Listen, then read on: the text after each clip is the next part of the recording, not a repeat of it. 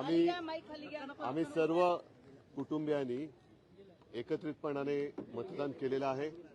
मी जिथे जिथे निवडणुका आहेत तिथल्या सर्व मतदारांना विनंती करेन की आपण आपला मतदानाचा अधिकार बजावा आणि या देशातली, राज्यातली, शहरातली लोकशाही जिवंत ठेवा। त्याचबरोबर आणखी एका गोष्टीचं मला वैषम्य वाटते की सकाळपासून मला वेगवेगळ्या ठिकाणातून, मुंबईतून आणि इतर शहरातून पण फोन येत आहेत। निवडणूक याद्यांचा गोंधळ आहेच, नावं वगळली जात आहेत, इथली तिथे जात आहेत, गोंधळ काय संपत नाहीये।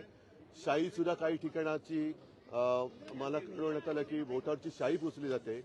मला असं वाटतं निवडणूक आयुक्त हे पगार कसला घेतात ह्याचाही आता खुलासा झाला पाहिजे आणि निवडणूक आयुक्तांवरती एक बंधन पाहिजे की 365 दिवस आता या तर 4 वर्ष म्हणजे एकूण पाहिलं तर महापालिका निवडणुका, मुंबईची महापालिका निवडणुकी 9 वर्षांनी होते। मग 9 वर्ष जे निवडणूक आयुक्त आणि त्यांचा कर्मचारी वर्ग काय करत होता, आता रोज निवडणूक आयुक्तांना सुद्धा त्यांच्या साईटवरती आज त्यांनी काय केलं हे सांगणं बंधनकारक केलं पाहिजे।